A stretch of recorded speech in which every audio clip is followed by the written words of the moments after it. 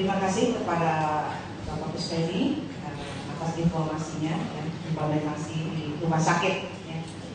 Mungkin untuk posisi satu ya, ini kan Bapak-bapak ini juga ada acara yang sama satu, ada yang satu.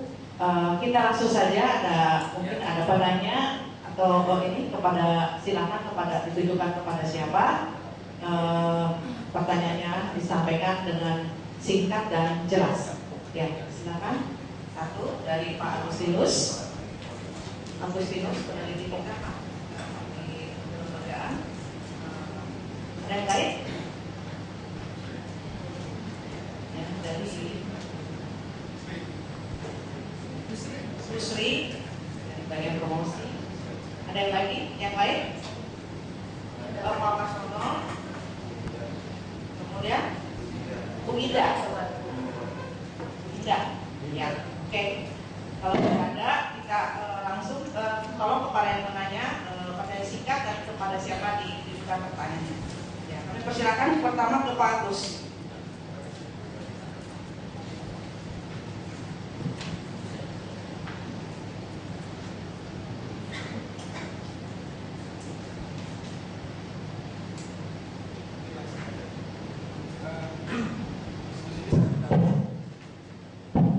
Diskusi ini sangat menarik sekali karena kalau kami cermati ada dua buku ya. Buku yang satu menyatakan secara teoritisnya, secara wacananya cukup bagus sekali, tapi ternyata dalam implementasinya dari Prof maupun dari Bapak Direktur banyak sekali permasalahan yang harus dihadapi. Nah, terkait dengan hal tersebut Pak, kami melihat bahwa permasalahan utama ini kalau kami tidak salah adalah pada pendanaan atau pembiayaannya. Kalau tadi tidak salah, pembiayaan adalah dari iuran, karena kegiatan ini tidak akan berjalan kalau tidak ada iuran. Nah, iuran ini ada dari peserta langsung, ada juga dari pemberi kerja langsung. Nah, ini jumlahnya sudah ditetapkan.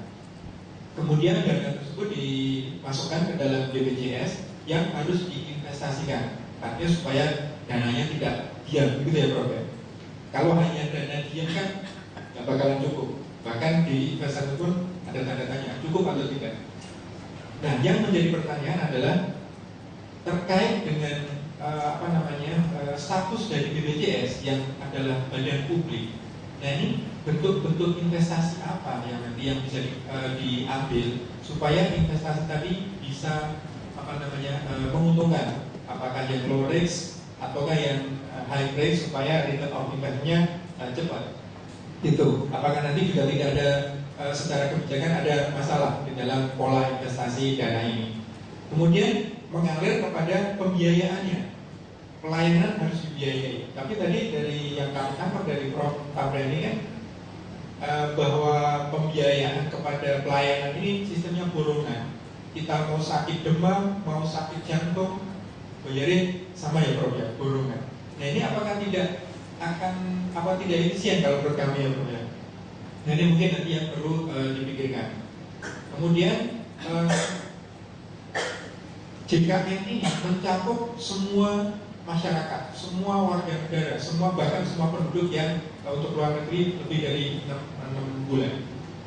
Nah, kalau coveragenya begitu luas, tapi pada kenyataannya rumah sakit atau pelayanan kesehatan yang bisa dirangkul di dalam program itu masih sangat terbatas. Hanya rumah sakit negeri dan beberapa swasta yang sudah bekerja sama. Nah, pada satu sisi coveragenya luas, tapi pelayanan kesehatannya hanya sedikit. Inilah yang terjadi di Pak Direktur tadi. Akhirnya demand-nya menumpuk, tapi supply-nya tidak ada.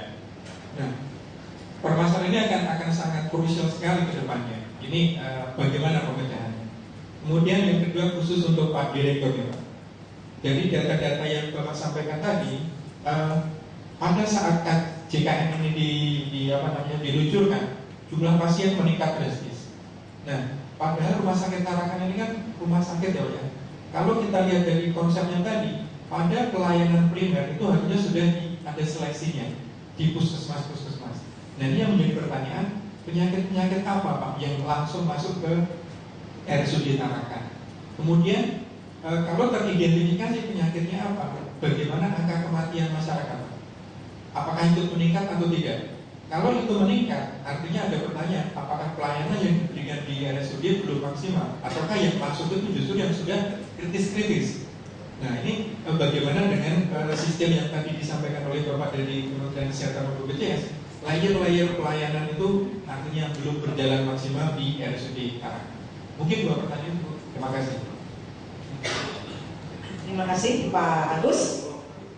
Kita langsung ke pertanyaan kedua. Mohon singkat ya. Terima kasih Ibu Sri ya. Terima kasih. Assalamualaikum warahmatullahi wabarakatuh.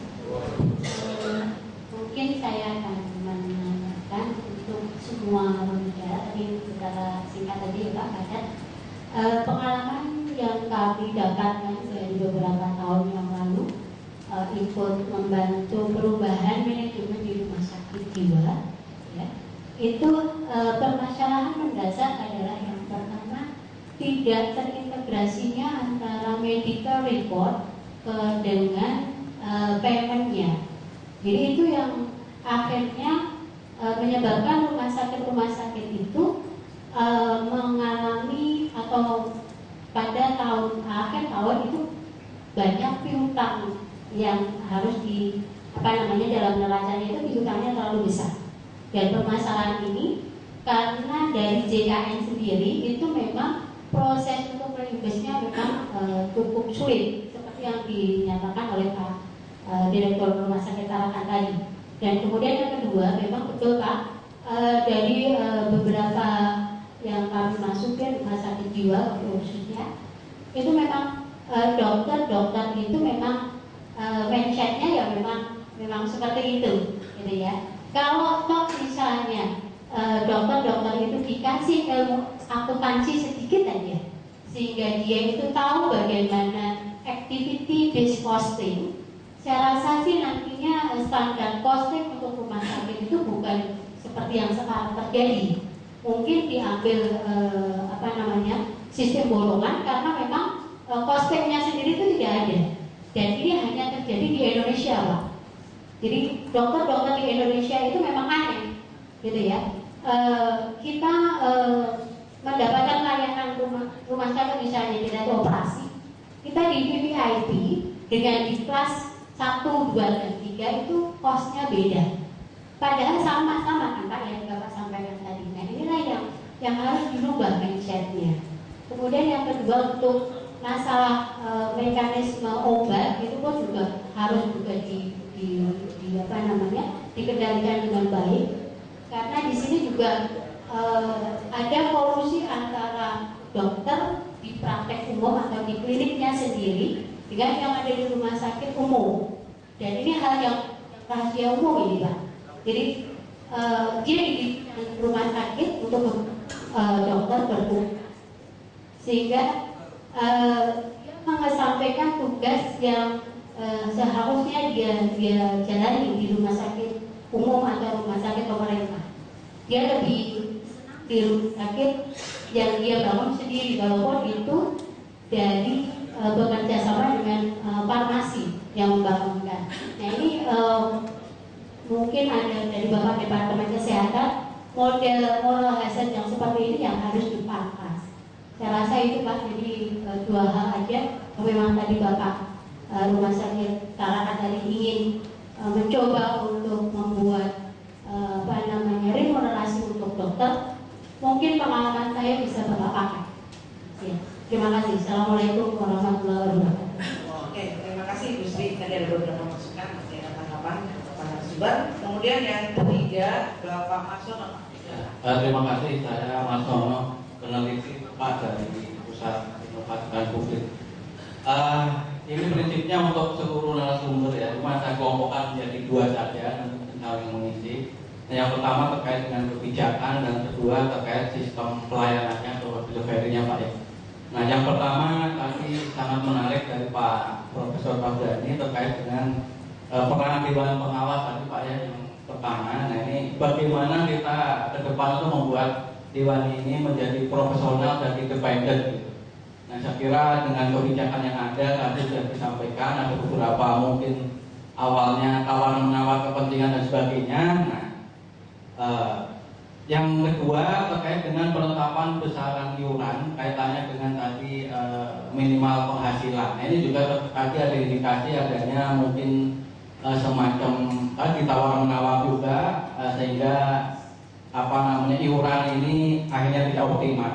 Nah, ini strategi ke depan yang jangka pendek ini seperti apa Pak dananya biar program BPJS ini berjalan. Nah, yang kedua mengenai sistem pelayanannya untuk Pak Direktur Masa Kecelakaan, kesimpulan terakhir tadi sangat menarik menurut saya karena di sana ada tercermin ada gambaran dari proses pelayanan itu sendiri yang sangat terkait dengan perubahan mindset. Nah, sejauh mana Pak dari terkait dengan delivery ini, apakah standar-standar juga sudah sangat lengkap ditetapkan oleh regulator Pak dari Kementerian Kesehatan, dan apakah juga dalam kaitannya perubahan mindset itu tidak hanya dipikulkan atau dibebankan kepada direktur-direktur rumah sakit, karena kalau menunggu percepatan itu menurut saya sangat lama. Hanya manajer-manajer pimpinan yang hebat yang bisa merubah rumah sakitnya, tapi itu parsial. Bagaimana strategi Kementerian Kesehatan untuk mempercepat itu? Gitu. Terima kasih Pak. Terima kasih Pak Marsono, dan terakhir Ibu Dinda.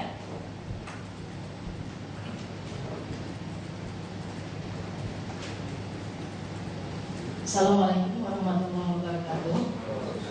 Saya Mindawati, Pak narasumber. Yang ingin saya tanyakan, apakah di BPJS ini kita kan kalau bisa itu sebelum sakit kita harus sehat dulu gitu.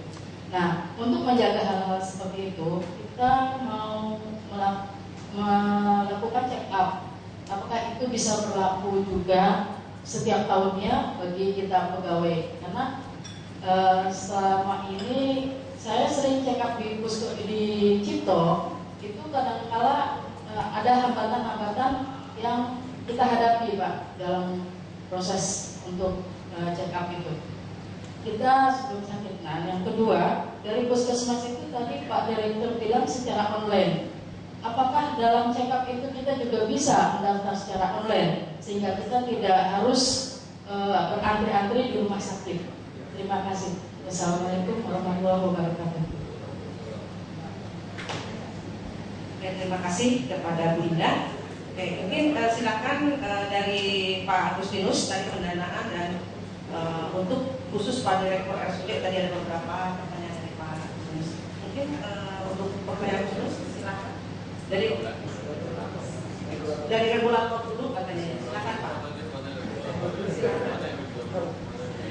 Baik, terima kasih. Jadi memang misi dari pemerintah ya, pasti akan menyampaikan hal yang menyangkut kaidahnya dulu, konsepnya, pelaksanaannya, regulasinya, aturan mainnya. Nah, perkara aturan mainnya di tengah jalan ada hal-hal yang perlu diperbaiki, ada hal-hal yang menyimpang, itulah yang harus kita sama-sama bertanggung jawab untuk diperbaiki melalui pertemuan seperti ini. Ya, tadi sudah dikatakan oleh Pak Prof. Hasbullah, ini baru berumur 4 bulan. Ya, Korea Selatan 26 tahun menjadi jejak, Inggris juga begitu. Ya. Tapi itu bukan menjadikan bahwa itu menjadi excuse kita, bukan. Tapi kita berusaha bagaimana ini harus kita laksanakan dengan sebaik-baiknya. Undang-Undang SDSN 2004, Undang-Undang BPJS baru 2011, JKN baru dilaksanakan 2014. Ya, waktu 3 tahun 4 tahun itu bukan waktu yang cepat sebenarnya, karena banyak hal yang mesti kita atur.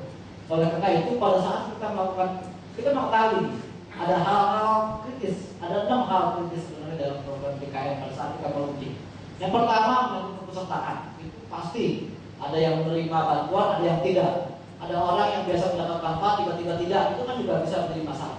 Ya, ada orang yang tadinya berhak dan ternyata dia dikatakan dia tidak berhak lagi, itu juga menjadi masalah. Dan ini kepesertaan. Tadi juga dikatakan sisi supply dan demand side. Begitu tahu bahwa ini adalah komprehensif pelayanan A sampai Z ditanggung, membludak waktu semua pasien, ya. Yang kadang-kadang belum tentu dia sakit, dia merasa sakit, atau tadi karena ketidaktahuan dia langsung ke rumah sakit, yang harusnya melalui tingkatan baik. Itu juga menjadi hal yang kita soroti. Hal yang kedua juga yang kita tahu adalah Vaskes pelayanan infrastruktur pelayanan kesehatan dan juga sistem rujukan. Ya, 3 hal yang menyangkut Vaskes ini juga menjadi sorotan kita. Kita tahu bahwa sistem rujukan masih kacau balau pada saat awal-awal, tapi kita punya sistemnya seperti ini. Nah, oleh karena itu perlu di masing-masing harus memahaminya. Kita belajar untuk memahami memberi pengertian kepada masyarakat. Anda punya hak, tapi Anda juga punya kewajiban. Hak Anda mendapatkan pelayanan yang bermutu, tapi kewajiban Anda harus mengikuti aturan main. Maksud kita adalah mengikuti sistem rujukan kecuali emergency tadi. Itu juga menjadi hal kita. Infrastruktur kita tahu banyak, kita sudah punya, makanya kita membuat peta yang kita sebut dengan roadmap Vaskes pelayanan, baik itu di puskesmas, di pelayanan primer maupun yang dirujukan. Ada berapa rumah sakit yang rusak, mana yang tidak sesuai, yang mana yang tidak mempunyai standar yang sesuai dengan levelingnya, kelas A, kelas B, kelas C, dan kelas D. Ya, itu kita lihat. Menyangkut yang berikutnya adalah itu dibuat roadmap Vaskes kita punya, makanya ada bukunya seperti itu. Dan memang itu kita tidak 1 tahun selesai ya, memang berjalan waktu sampai pada nanti ke 2019. Mudah-mudahan itu bisa terpenuhi walaupun kita terus melakukan perbaikan. Dan Bapak Ibu harus ketahui bahwa di dalam regulasi mengatakan pemerintah bertanggung jawab terhadap penyediaan Vaskes. Pemerintah itu 2, pemerintah pusat dan pemerintah daerah. Oleh karena itu, Kementerian Kesehatan dalam hal ini pemerintah pusat bertanggung jawab. Pemerintah daerah juga bertanggung jawab untuk menyediakan. Karena pemerintah daerah dibentuk, ya, pembentukan pemerintah daerah juga dibentuk untuk semata-mata memberikan pelayanan kepada publik, meningkatkan akses pelayanan kepada publik, yaitu dengan memberikan sarana-prasarana supaya aksesnya bisa naik. Itu juga. Oleh karena itu memang tanggung jawab kita melakukan advokasi kepada pemerintah, baik pemerintah daerah maupun pusat, maksud juga para pengambil keputusannya, DPRD-nya, bahwa jangan hanya membangun hal-hal yang juga menyangkut hal-hal yang menyangkut itu juga. Yang ketiga, sumber daya manusia, SDM kesehatan, tenaga dokternya, perbandingan dokter dengan jumlah penduduk, itu juga kita lihat. Kita punya petanya, Pak. Bahkan peta sampai tahun 2020. Dan bagaimana kita memenuhi, termasuk dari sisi hulu sampai hilir. Hulu yaitu kurikulum. Kita tahu kalau dokter itu belajar medis, teknis, tapi begitu dia keluar pas dari dokter, dia harus menghadapi yang namanya nilai ekonomi dari pos. Jadi belajar hitung-hitungan itu baru setelah dia lulus jadi dokter. Pada saat dia belajar di sana, hanya teoritis mengenai bagaimana tentang pelayanan kesehatan, pengobatan dan sebagainya. Oleh karena itu memang perlu juga diberikan dari hulu bahwa bagaimana melakukan efisiensi dari biaya dan itu sejak awal dia menjadi belajar. Ketiga, yang keempat, sistem informasi, ya, sistem informasi. Jadi bagaimana melakukan online segala macam, baik dari mulai pendaftaran sampai kepada informasi kepesertaan mereka. Nanti kan ini portabilitas, siapapun dia, bagaimanapun yang melakukan pelayanan dia tetap harus terdata. Oleh karena itu juga menjadi sorotan bagi kita. Yang kelima yaitu yang tidak kalah pentingnya adalah mengenai sosialisasi. Sosialisasi ini yang juga tadi dikatakan bagaimana yang melakukan pengertian terhadap masyarakat, pengertian kepada provider, pengertian terhadap pengambil keputusan, supaya mereka memberikan kebijakan-kebijakan yang menyangkut perbaikan daripada program yang mempunyai hajat itu terlalu banyak ini. Oleh karena itu juga kita sedang melakukan sosialisasi. Sosialisasi yang kita lakukan terhadap 7 target audiens, termasuk di dalamnya adalah masyarakat dan kaum akademisi, provider, organisasi profesi, masyarakat umum awam, tokoh masyarakat, dan juga para tenaga kesehatan kita, ya, terhadap berbagai hal yang ini supaya mereka juga diberi pengertian. Juga kami sudah melakukan untuk tenaga kesehatan, dokter juga pelatihan mengenai SDGs, ya. Bagaimana sih hitung-hitungan aturan main SDGs supaya mereka juga perlahan tapi pasti memahami bahwa mereka harus ada hitungan-hitungan yang tindakan-tindakan yang harus dilakukan supaya efisien dan efektif. Itu juga kita lakukan. Walaupun secara bertahap, nggak bisa sekaligus di dalam waktu sekejap semua selesai. Memang kita perbaiki. Bapak Ibu sekalian, yang keenam yang juga kita lakukan saat ini adalah selain Vaskes SDM obat, ya, obat baik itu medical supply-nya maupun obat. Kita sudah bikin fornas, kita bikin katalog supaya orang rumah sakit bisa beli langsung, nggak usah pakai melalui bidding karena itu memperpanjang birokrasi, memperpanjang rantai dan meningkatkan harga. Nah ini juga, dan kami juga berusaha juga melakukan pendekatan dengan konsorsium obat supaya mereka juga dapat menyediakan, menjamin ketersediaan selain daripada efikasi, ketika penjarapan, ketika tapi juga availability juga harus ada. Terutama terhadap obat-obat yang tadi yang marginnya kecil, yang jangan-jangan karena marginnya kecil nggak ada, harus beli sendiri di luar. Itu yang juga sebenarnya kita terus melakukan ini terhadap 4 konsorsium obat itu. Dan ini yang sedang kita lakukan juga dengan teruskan untuk yang kita lakukan. Ya kami berharap memang tidak akan perfect, tapi perlahan tapi pasti kita akan perbaiki, dan ini memang tanggung jawab kita semua. Nah, Bapak Ibu sekalian, yang ingin mau saya tekankan di sini, bagaimana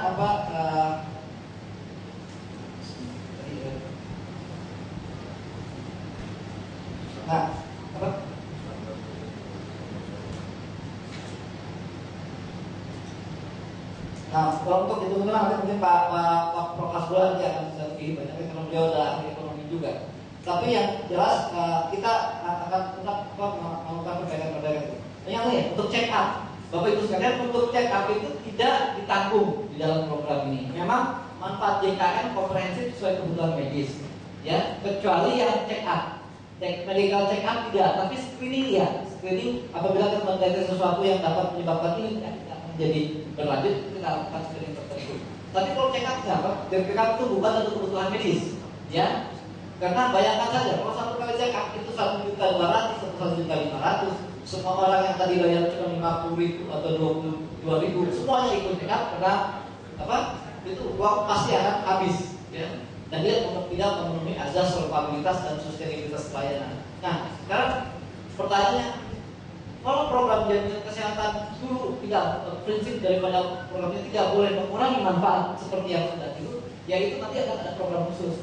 Jadi nanti dilakukan, misalkan pegawai negeri, nanti bagaimana caranya pendekatan program yang akan dilakukan untuk menambah manfaat yang diberikan di luar daripada sistem JKN-nya. Ya. Karena kalau medical check up dilakukan, baik langsung habis duitnya. Ya. Kemudian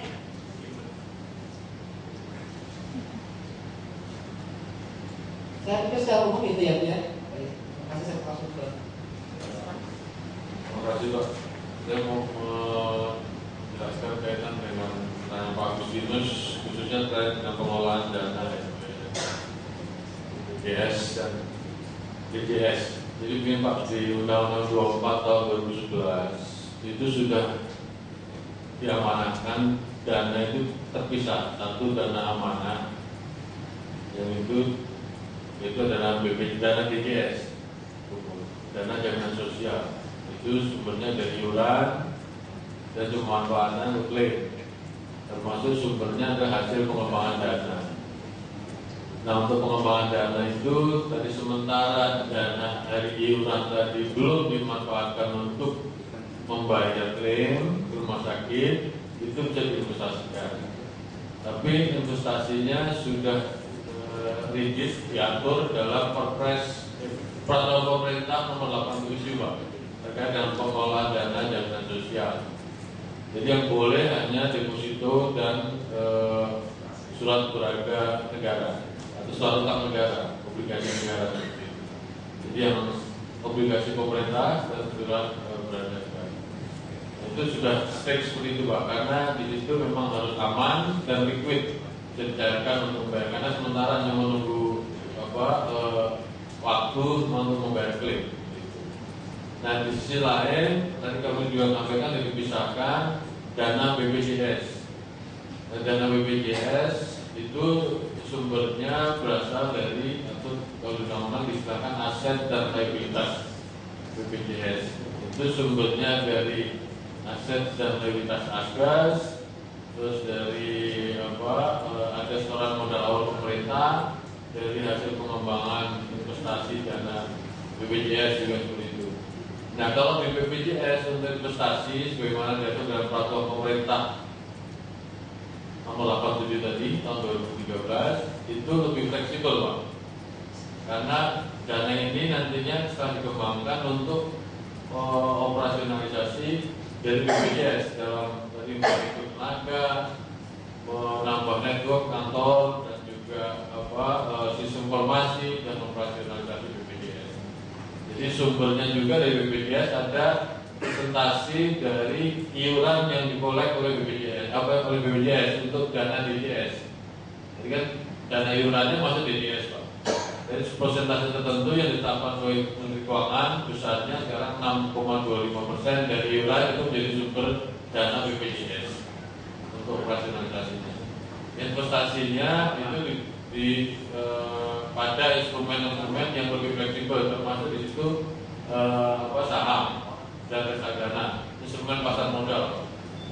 Tapi dengan catatan tetap dalam harus hati-hati dan juga governance-nya diperhatikan dan menghasilkan ada target YOI sendiri, Pak, internal investment-nya ada target. Dari kami secara internal itu ada targetnya supaya tadi pembiayaan atau pendanaan BPJS bisa tercukupi juga dari dana yang kemarin. Nah, yang selanjutnya terkait dengan tadi ada distribusi costing sedikit saja. Distribusi costing memang yang dijelaskan oleh Dr. Kusneri tadi juga seperti pertanyaan dari Bu Sri ya. Distribusi costing memang sangat perlu pemahaman dokter memahami EBC distribusi costing ya. Itu tapi yang dijelaskan tadi dan di RD sebenarnya disusun atas dasar executive based costing, makanya setiap kode dan sudah jenis pelayanan tertentu yang memang ada harganya paket gitu.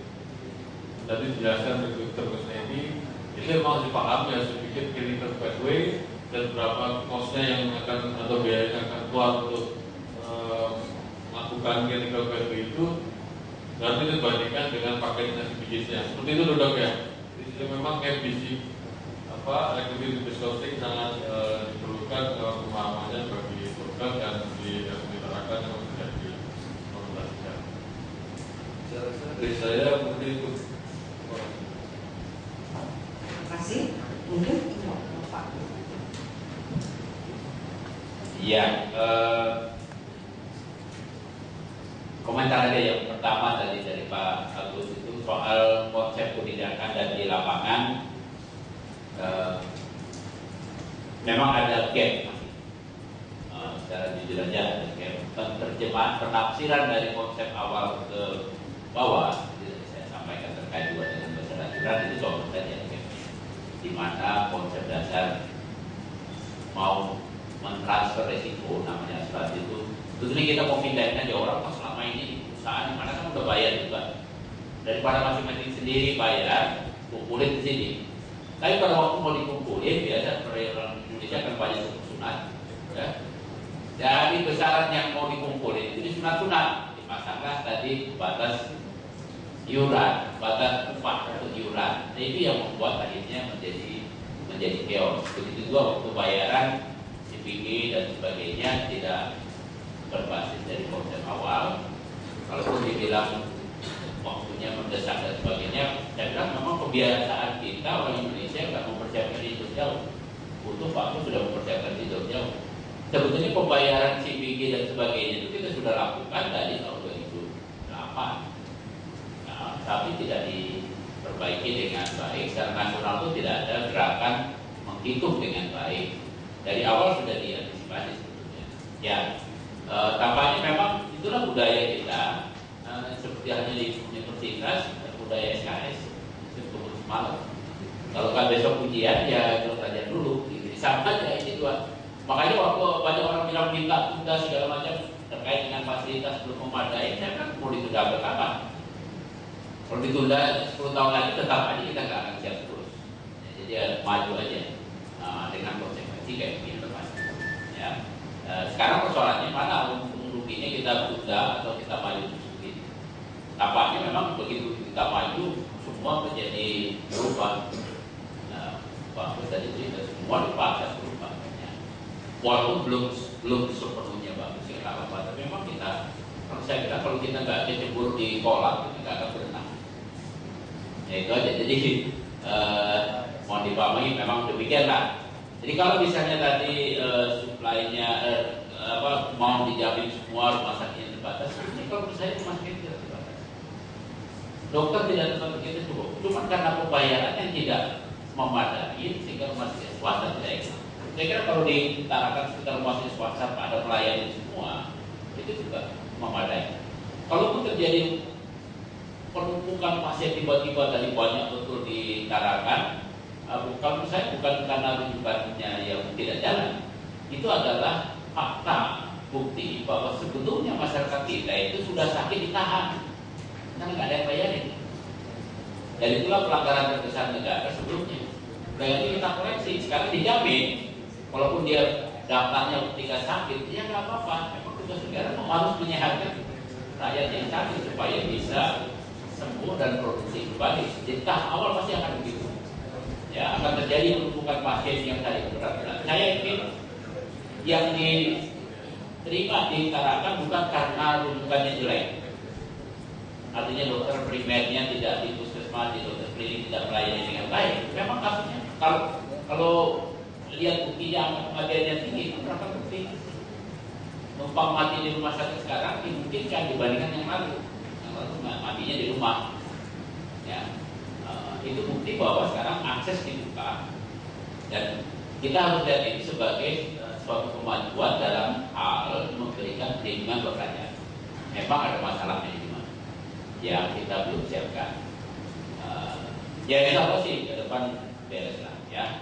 Soal DJSN kebijakannya menurut saya kalau saya besar itu DJSN mestinya didanain seperti halnya UJK. Ya, sekarang mindsetnya nggak begitu. Dan anggota DJSN harusnya full time. Saya mintanya full time, bukan asal-asalan kayak sekarang ini. Kalau asal-asalan jadi nggak akan bekerja merangkap dan sebagainya. Ada mindset keliru. Wakil di Kemenkes misalnya di DJSN adalah dulu dirjen, sekarang sekjennya nggak akan ada fungsinya. Kalau nggak terserap dengan yang lain, mestinya wakil kementerian itu full time ditaruh di situ, dibayar sebagai eselon 1 full time dan moderasinya. Dia kerjanya hanya mengawasi SDSN. Nah itu yang benar mestinya. Nah ini mindsetnya belum ke situ. Apakah memang nggak ngerti atau nggak mau, I don't know. Ya. Terus sama aja yang lalu itu presidennya memang nggak punya kepedulian. Mohon maaf kalau pendukungnya Pak SBY. Ya.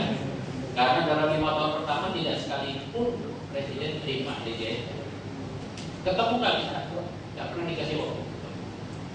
Padahal undang-undang menyatakan DJSN bertanggung jawab pada presiden dan harus melaporkan tiap 6 bulan. Masa nggak ada waktu 1 tahun sejam buat itu kalau memang dia punya kepedulian dia dengarkan. Nah, mudah-mudahan kalau presiden besok yang pemilih punya kepedulian ini akan ada perubahan Pak. Semoga akan sama saja. Besaran iuran jangka pendek menurut saya kita tidak akan naikkan dari 5%. Karena hitungan kami, universitas 5% cukup untuk bayar yang benar. Tapi tidak pakai batas serendah. Ya, batas ceilingnya itu waktu dalam rapat-rapat Serikat Pekerja menuntut batas ceiling 7 kali PTKP, jadi sekitar 20 jutaan. Kata toh memang yang terjadi di atas 20 juta cukup banyak. Tapi entah kenapa keluarnya jadi PTKP. Kalau itu dirombak tahun depan, nggak usah takutkan untuk BPJS untuk bayar tadi yang selisih 25% bisa dibayar. Ya. Itu aja kalau itu bisa dijalani. Insya Allah beres. Silakan Pak. Ya, terima kasih Pak. Memang masih banyak masalah di lapangan tentang sistem rujukan. Bukan berarti sistem rujukan itu tidak dijalankan, karena kalau pasien itu tidak mendapat rujukan dari puskesmas, kita juga tidak bisa klaim ke BPJS. Jadi puskesmas harusnya bertanggung jawab. Nah, cuma masalahnya memang masih banyak puskesmas itu yang mengirimnya sembarangan. Artinya harusnya bisa diselesaikan di dia, dikirim juga juga. Bahkan ada pasien misalnya katanya hamil untuk melahirkan lancar, dikirim sampai di rumah sakit puskesmas brojol sendiri. Masih banyak kayak gitu-gitu. Tapi saya tegas, saya kembalikan, saya suratin kepala dinas bahwa puskesmas ini nggak benar seperti itu. Jadi memang harus saya juga harus berkompetensi untuk ikut memperbaiki, karena nanti yang menerima enaknya kan juga saya akhirnya. Kalau saya sendiri tidak mau ikut cawe-cawe terhadap itu, ya tetap aja sistem itu akan jalan begitu dan semuanya akan tetap nggak berubah. Kemudian tadi yang disebutkan ada 155 penyakit yang sebenarnya tidak boleh dikirim lagi ke puskesmas, sementara petugas puskesmasnya juga belum siap untuk mengobati dengan cara itu. Jadi mau tidak mau puskesmasnya pun harus kita didik tenaganya untuk bisa memberikan bagaimana sih sebenarnya menangani kasus-kasus yang semacam itu. Mungkin juga masih ada lagi yang sering kedengaran di saya adalah dokternya diancam kalau nggak mau memberi surat rujukan, karena dia sudah biasa berobat misalnya ke RSCM. Saya tidak mau berobat di puskesmas.